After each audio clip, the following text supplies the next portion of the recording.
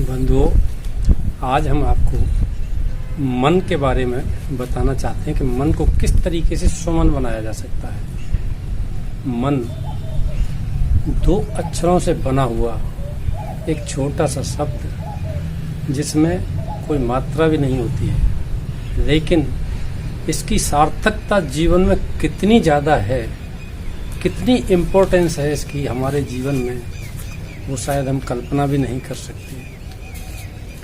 मन हमारे जीवन को कितना खूबसूरत, खुशहाल, आनंददायक बगीचा बना सकता है या कितना कांटेदार, दुखदाई, परेशानी पैदा करने वाला जंगल बना सकता है। ये चिंतन करने की बात है। मन शब्द अगर तोल की भाषा में कहें तो एक मन 40 किलो का होता है। अगर व्यक्ति मन को अकेला छोड़ देता है, इसका मतलब वो 40 किलो वजन लेकर के चल रहा होता है, ऐसा महसूस करता है। किसी किसी व्यक्ति के तो 2 मन होते हैं, इसका मतलब हुआ कि वो 80 किलो वजन के बराबर भार लेकर के चल रहा है। मन से जीवन को कैसे खुशहाल बनाया जा सकता है, मन कैसे सुमन बन सकता है, यह जानने की आवश्यकता है।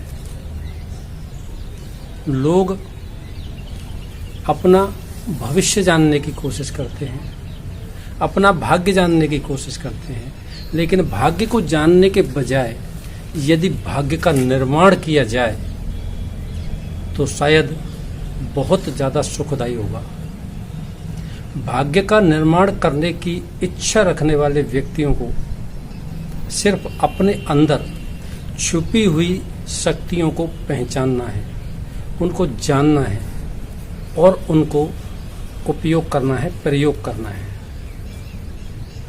भगवान की इच्छा है कि वो इस दुनिया को पहले जैसा स्वर्ग बना दे, क्योंकि जब भगवान ने इस दुनिया की रचना की थी तो ऐसी नहीं की थी जैसी ये आज है।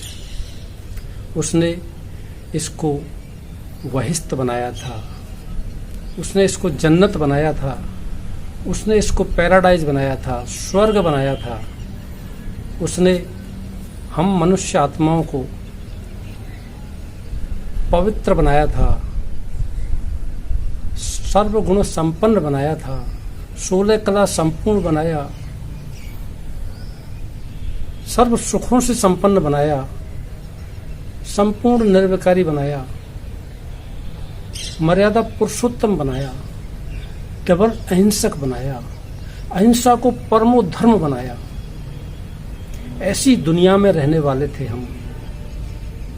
प्रकृति के जो 5 तत्व हैं उनको सतो प्रधान बनाया।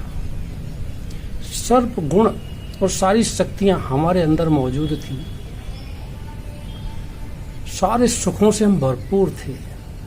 वैसी ही दुनिया भगवान आज भी बनाना चाहता है, लेकिन उसको बनाने के लिए उसको कुछ अच्छे मन के लोग चाहिए, क्योंकि ये लक्ष्य बहुत बड़ा है।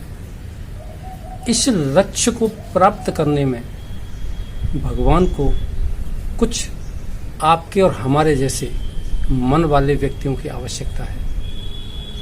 उसके लिए हमें अपने अंदर की और अपने बाहर की परिस्थितियों का पृथक्करण करना होगा। हमें उन चीज़ों को खोजना होगा जिनके माध्यम से हम भगवान के इस लक्ष्य को प्राप्त करने में उसका पूर्ण रूप से सहयोग कर सकें। आपने देखा होगा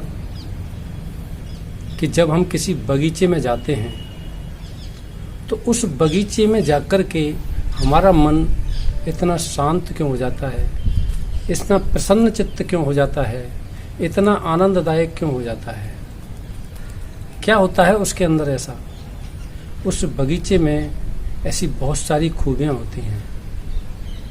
हरे भरे घने वृक्ष होते हैं, फूलदार पौधे होते हैं जो दूसरों को खुशबू बखेरते रहते हैं।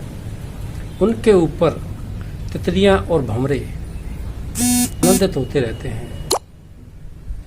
उसके अंदर हरी भरी घास होती है, कुछ फलदार पेड़ भी होते हैं तो कुछ छायादार पेड़ भी होते हैं। घूमने के लिए पगडंडियां भी होती हैं, बच्चों के झूले भी होते हैं।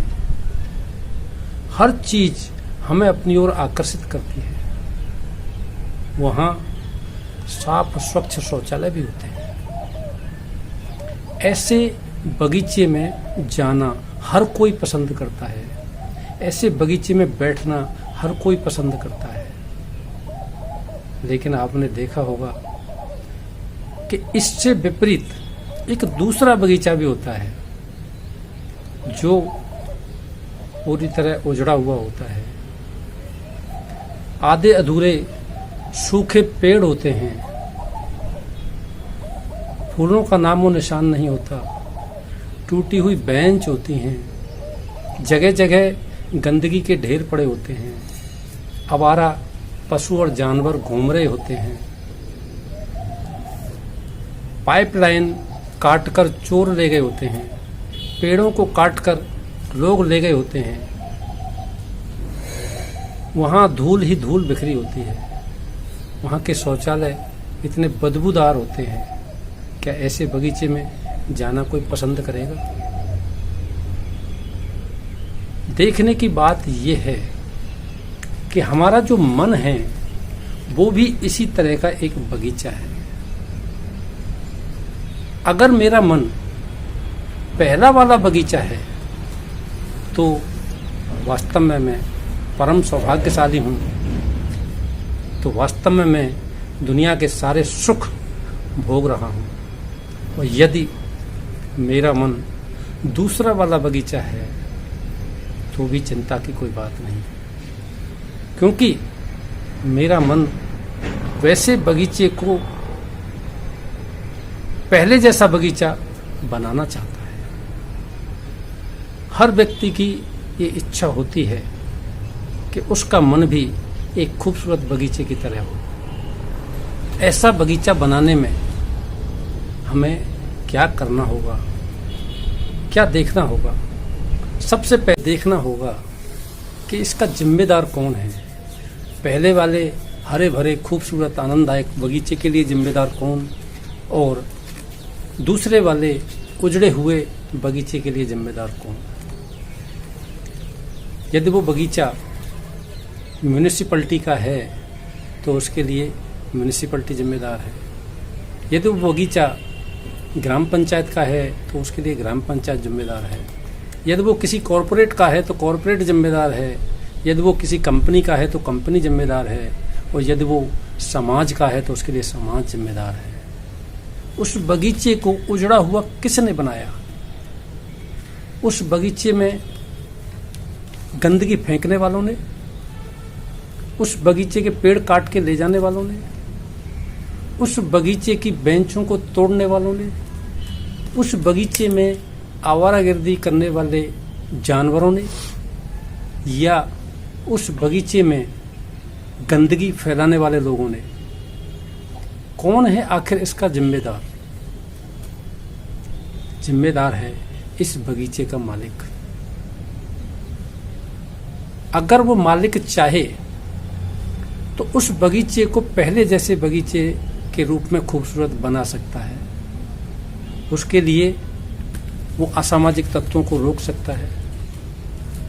उसके लिए वो आवारा पशुओं को वहां से रोक सकता है।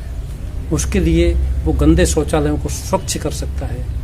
उसके लिए वो अच्छे अच्छे पेड़ लगा करके, अच्छे अच्छे पौधे लगा करके उसकी रखवाली कर सकता है। उसके लिए वो उसकी देखभाल करके उसको खूबसूरत और खुशनुमा बना सकता है। ये जिम्मेदारी किसकी है? ये जिम्मेदारी उस मालिक की है, और वो मालिक कौन है ये देखना है। तो वो मालिक है माली। वो बगीचा कौन सा है और उस बगीचे का माली कौन है, ये तो मुझे स्वयं चिंतन करना है।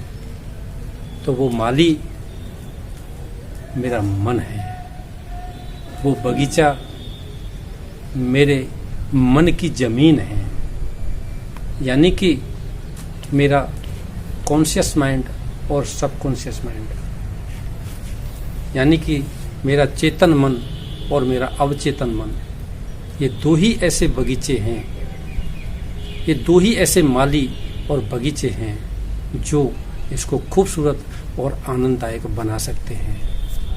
अब मुझे देखना ये है कि इसको मैं किस तरीके से खूबसूरत और आनंददायक बना सकता हूँ। ये आपको अगले वीडियो में बताया जाएगा कि किस तरीके से आप अपने मन रूपी मंदिर को खूबसूरत बना सकते हैं।